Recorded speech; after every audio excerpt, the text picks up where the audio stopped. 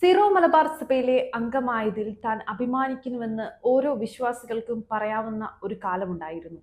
ഇപ്പോൾ പരസ്പര വിരുദ്ധമായ പ്രസ്താവനകളുമായി കറങ്ങി നടക്കുന്ന സഭാതലവന്റെ കീഴിൽ ഒരു ബോധവുമില്ലാത്ത ചില ബിഷപ്പുമാരോടൊപ്പം എല്ലാ അവസരങ്ങളിലും കുഴപ്പങ്ങൾ സൃഷ്ടിക്കാൻ ശ്രമിക്കുന്ന ചില മെത്രാന്മാരും, വെറും കാഴ്ചക്കാരായി മാത്രം നിരുത്തരവാദിത്തപരമായി സമയം കളയുന്ന ചില മെത്രാന്മാരും അടങ്ങുന്ന ഇന്നത്തെ സഭയിൽ താൻ സീറോ മലബാർ സഭയിലെ അംഗമാണെന്ന് പറയാൻ വിശ്വാസികൾക്ക് നാണക്കേടാണ്.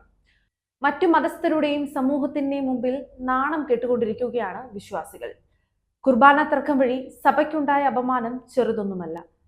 തന്റെ ക്രിസ്തുവെന്ന് വിശ്വാസത്തിനും ആത്മാഭിമാനത്തിനും നികത്താനാവാത്ത, പരിഹരിക്കാനാവാത്ത മുറിവുകളാണ് സൃഷ്ടിച്ചിരിക്കുന്നത്.